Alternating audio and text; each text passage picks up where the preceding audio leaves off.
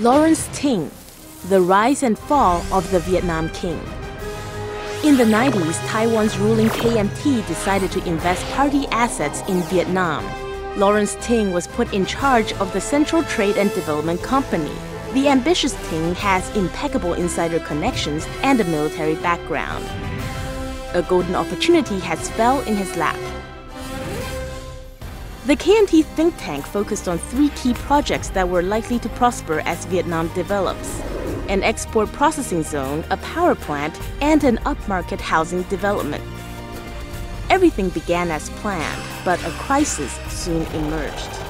The KMT decided to pull its investments from Vietnam, putting the 3 projects in jeopardy. Ting convinced Dr. Ting to help him buy out the KMT, together with a 3rd investor, Lun.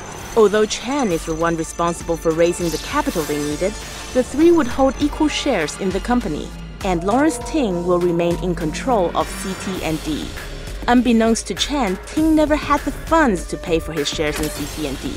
Using tricky accounting, he stole from the company in order to make his payments to the KMT. Ting used his leadership position to enrich himself. He was a crook that shook down all 3 projects. He pocketed the price difference on raw materials such as sand, but his most profitable scheme was setting up a paper company to sell oil to his own power plant at an inflated price. He used cheap oil that is high in sulfur even though they cause more pollution. For a while, everything was going Ting's way. He became such a big player, he became known as the Vietnam King among Taiwanese businessmen. But pride comes before a fall. In 2000, Ting withdrew some $15 million from the company. When Dr. Chen became suspicious, Ting said the money is for bribing a Vietnamese official. When Chen asked to see the books, he was turned away by the employees. When he persisted, Chen was kicked off the board. Dr. Chen vowed not to stop until Ting accounts for all the money. He took his case to court. The evidence against Ting was strong. He was barred by prosecutors from leaving Taiwan.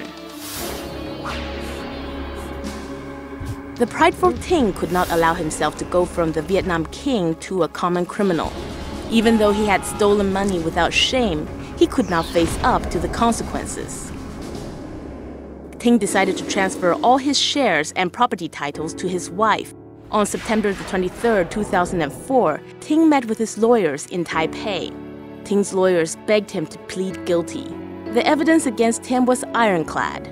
Ting, however, had other plans. According to witnesses, he was perfectly calm when he left the room.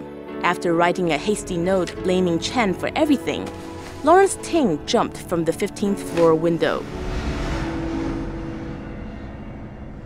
By committing suicide, Ting put both himself and his money beyond the reach of the law.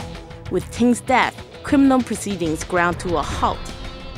Lawrence Ting got to pass on his ill-gotten gains to his family. Ting's illegal financial activities came under the scrutiny of U.S. Homeland Security agents. They realized that the account was used to launder money. They soon found out the names on the accounts are just fronts. Finally, the clues led them to one man: Lawrence Ting's son, Arthur Ting. Arthur Ting did not just inherit Lawrence Ting's unlawful wealth, he was an accomplice.